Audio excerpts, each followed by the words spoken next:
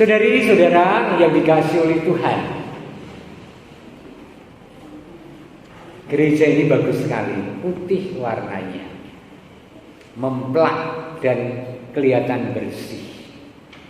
Kalau mengingat beberapa waktu lalu belum ada plafonnya, dan kemudian ada, sebenarnya terus terang dari diri saya agak malu. Anda tahu kenapa malu? Karena saya ngoyak-oyak ning rame lurun. Dan ternyata selesai. Ya kan? Itu hebatnya loh. Ya kan, ra ono sing ngendika puji Tuhan, jadi diri, jadi sekarang bagus sekali. Itu menggambarkan apa sih yang ingin saya katakan? Hati pribadi yang mengimani Tuhan. Ada banyak gerakan yang atas nama kemanusiaan, sosial, apalagi gerejani, itu mesti tuntas nek dipasrahke penderek dalam Gusti Yesus. Amin. Saya ingat juga tahun 2006 ketika ada bencana di Jogja, bencana gempa bumi. Banyak orang menyumbang, banyak gereja-gereja kecil menyumbang. Dan tanpa embel-embel bahwa ini nanti tolong Romo disalurkan untuk gereja-gereja, ini hanya untuk orang Katolik dan Kristen Romo, bukan untuk yang lain. Orang si jiwa yang memberi pesan itu. Ini adalah kemanusiaan, sukacita kami untuk berbagi, silahkan dipernahki Romo. Dan kemudian yang terjadi adalah itu, tanpa embel-embel, apalagi seringkali tuduhan kristenisasi. Ora ono kristenisasi, rawangun yang bencana kok kristenisasi. Dan kita sadar tentang itu. Bencana dimanapun, pertimbangannya Flores, berarti Flores orang akeh wong Katolik yuk jadi sumbang. Enggak. Cianjur pun begitu ada gempa, kemudian semua gereja kita bergerak untuk menyumbangkan, dan tidak sendiri-sendiri, tapi dikumpulkan dalam lembaga Karina yang dimiliki gereja untuk bekerja sama dengan mereka yang bergerak di daerah bencana, dan itu hampir pasti bukan atas nama gereja, tetapi atas nama kemanusiaan. Bantuan itu disalurkan. Hebat loh. Dan itu terus-menerus seolah-olah itu menjadi nafas pribadi seorang penderek dalam Gusti, yang tidak memilah-milah, apalagi membeda-bedakan satu terhadap yang lain untuk berbuat baik, untuk memberi bantuan, apalagi mereka sedang membutuhkan. Orang gumer. Maka saya ingat ketika bencana Merapi tahun 2010 ya. Banyak entah partai, entah perusahaan, entah apa menjadi kesempatan untuk mengenalkan diri dan perusahaan dan lembaganya. Saya bersama relawan juga bergerak. Maka mobil saya Panther, liyane do ditulisi opo, partai opo, saya tulisi tanpa nama. Tulisannya memang tanpa nama, Vulcano Rescue. Saya bilang, aduh keren-keren ya, aku tanpa nama Vulcano Rescue. Di mobil tempel depan, samping, belakang. Dan memang ketika kita melakukan itu, kita tidak bermaksud untuk memperkenalkan, untuk branding, untuk marketing siapa kita, lembaga kita, enggak. Tetapi ada yang membutuhkan dan itu dicintai oleh Allah, maka kita melakukannya untuk kemanusiaan. Hampir tidak ada cerita bangun gereja mangkrak ning tengah dalan, ra ono cerita kuwi. Mesti rampung. Wah, boneng pucuk gunung apa meneh ning tengah kutha, nek ijine diparengke tentu saja ya lho. Ora ono sing mangkrak, mesti rampung. Juga saya selalu optimis kalau gerakan itu adalah demi kebaikan, demi keselamatan orang lain. Wah, sing dukung ki akeh banget.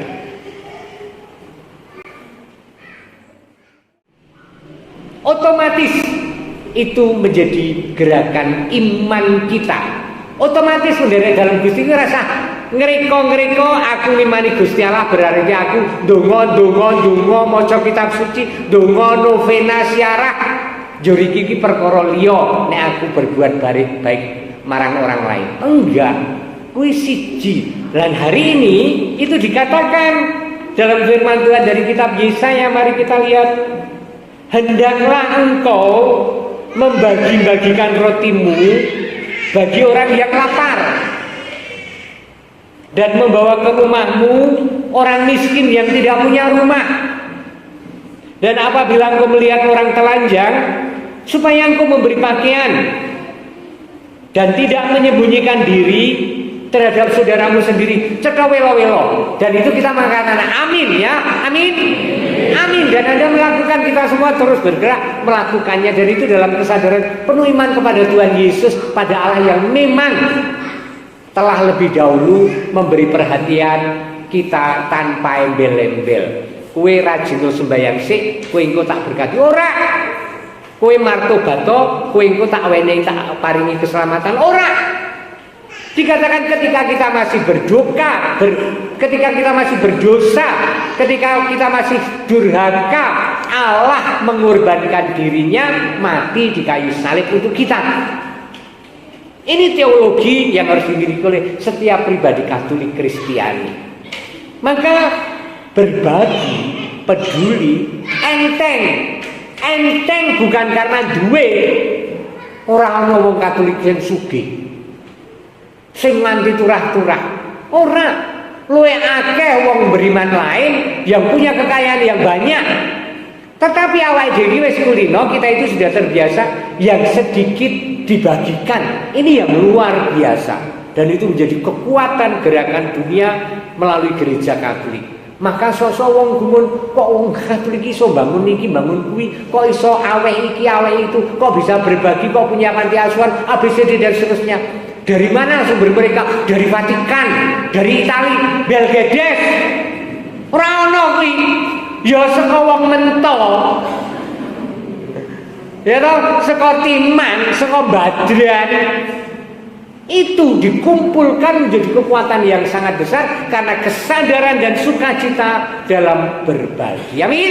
Tepuk tangan Allah peduli, Allah mengerti segala persoalan yang kita hadapi. Tak akan pernah dibiarkannya ku bergumul sendiri, sebab Allah mengerti. Allah sendiri tidak membiarkan kita bergumul sendiri dengan segala kesusahan kita. Tetapi ketika kita bakal dalam kesusahan dan Allah peduli dan kita masih tergerak untuk berbagi, Allah memberkati. Amin. Itu rumus yang terus kita hidupi, walaupun seringkali kita ragu-ragu, enggak iya nek kita wenehke juraku kok piye.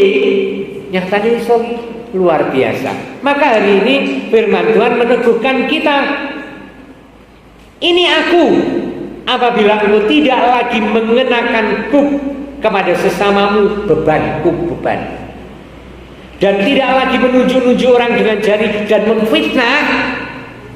Apabila engkau menyerahkan kepada orang lapar apa yang kau inginkan sendiri dan memuaskan hati orang yang tertindas, maka terangmu akan terbit dalam gelap dan kegelapanmu akan menjadi seperti rembang tengah hari. Ya kan? Pasrah ke Gusti Allah, Allah bertindak dengan segala keterbatasan dan kekurangan kita, asal terus-menerus hidup kita itu menjadi keselamatan dan berkah kanggo sedulur liya.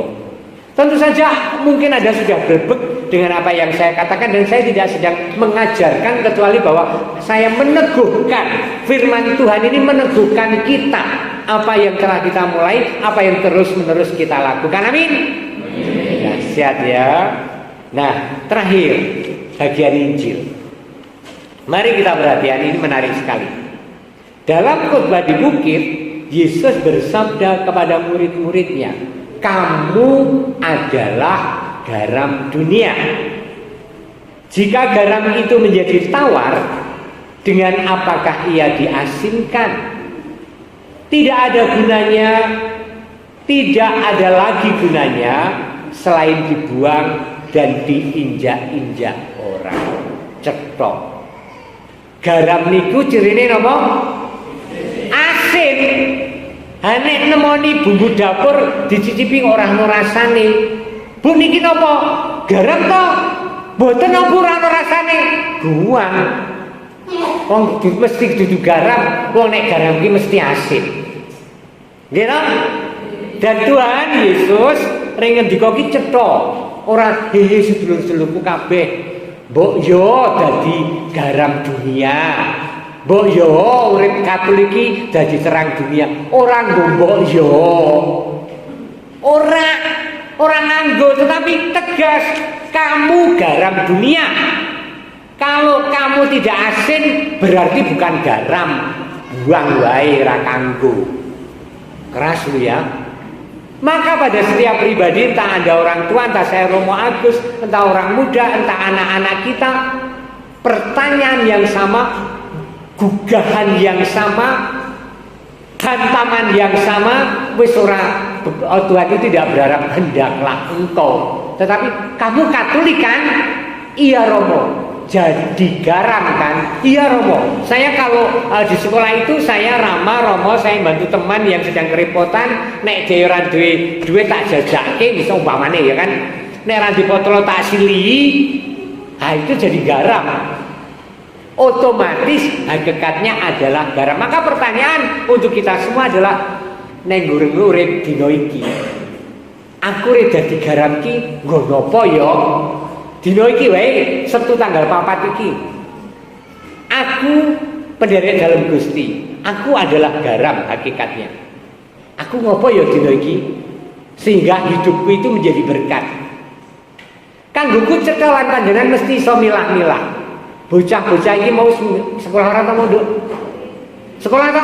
Sekolah. Jur buru-buru menyang mrene supaya bisa menjadi meriah. Membantu di paroki wilayah Mento ini untuk tugas menjadi garam, jadi misane Semarang.